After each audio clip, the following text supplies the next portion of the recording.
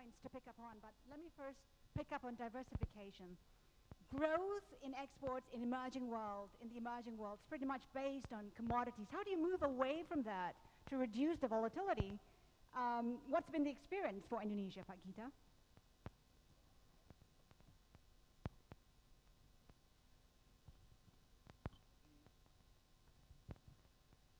Oh, I need to borrow yours.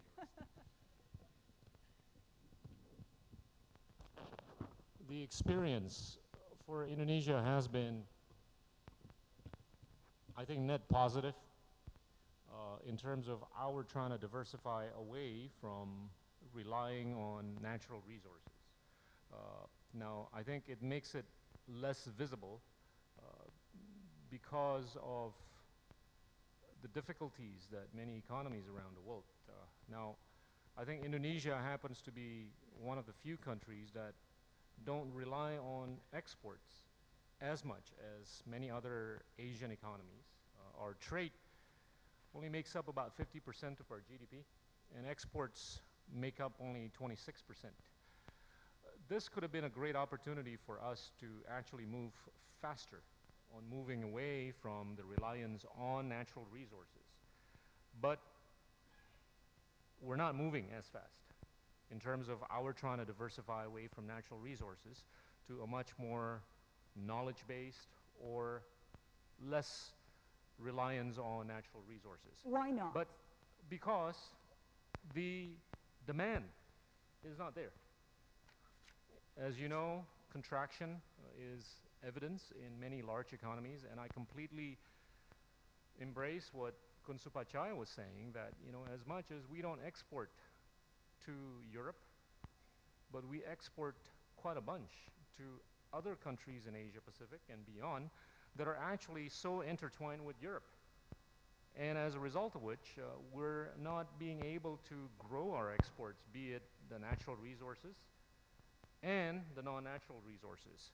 So I think this could present itself as a conundrum if we don't have the fiscal space. But luckily, we have the necessary fiscal space to basically weather the storms, on top of the fact that we have, domestic consumption basically underpinning our economy. Up to about 60% of our GDP is related to domestic consumption. So that's a blessing. But I do believe that as we go forward utilizing this fiscal space for the right stuff being predominantly the software that needs to be infused to the youth of this country.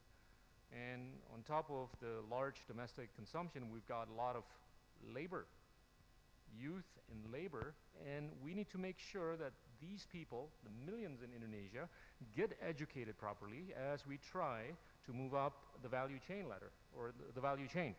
I think it's doable because we have the fiscal space. We borrow, our debt to GDP at 23%, and our budget deficit never more than 1.5% to 2% in the last few years.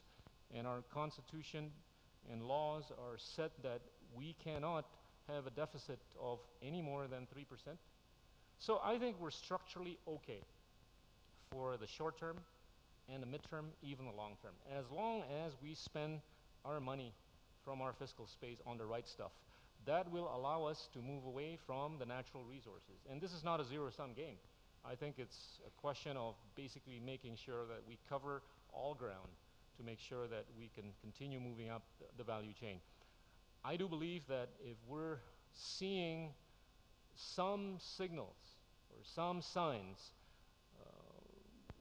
that the large economies of Europe or Western Europe and the US would swing around in a positive way, I think you will see things moving in the right direction faster and more visibly in countries like Indonesia, because now I think we can really see the yield of what we're spending our money on the software that I talked about and all the other things. At the moment, unfortunately or fortunately, two things. Number one, our exports rely on natural resources up to about 65%. Number two, we don't rely on exports as much as other Asian countries. that is a mixed blessing for us.